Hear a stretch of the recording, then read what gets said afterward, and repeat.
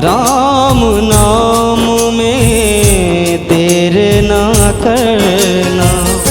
जीवन है एक बहता झरना, राम नाम में देर ना करना। राम नाम में देर ना करना। जीवन है एक बहता झरना,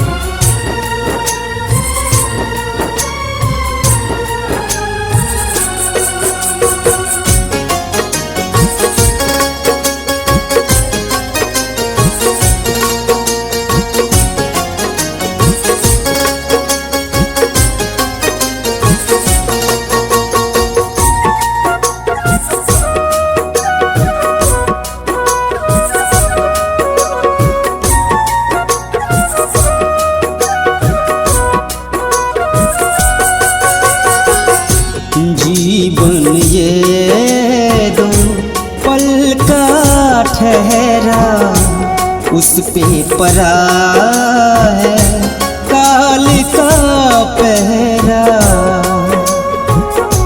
जीवन ये दो पल का ठहरा, उस पे परा है काल का पहरा। क्या हो पल में किसी को खबर ना, राम नाम में देर न करना। राम नाम में देर न करना।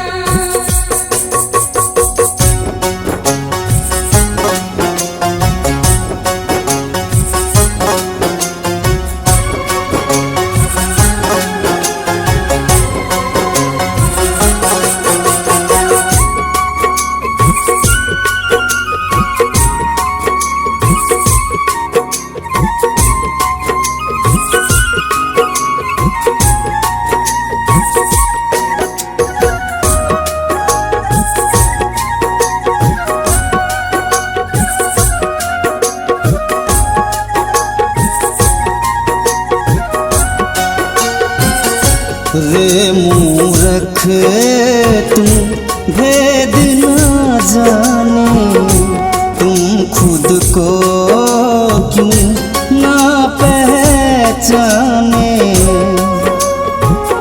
रे मूर्ख तुम भेद ना जाने, तुम खुद को क्यों ना पहचाने।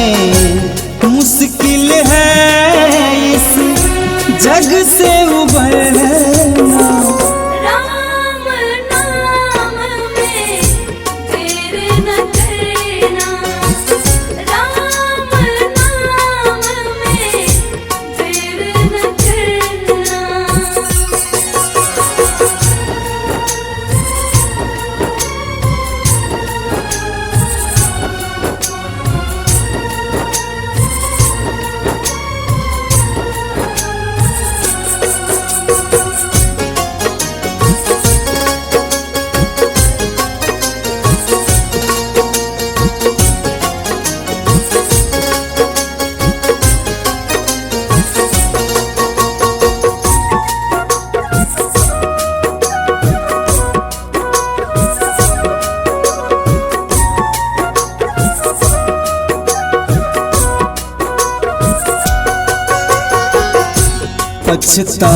पछताएगा अब तो संभल जा।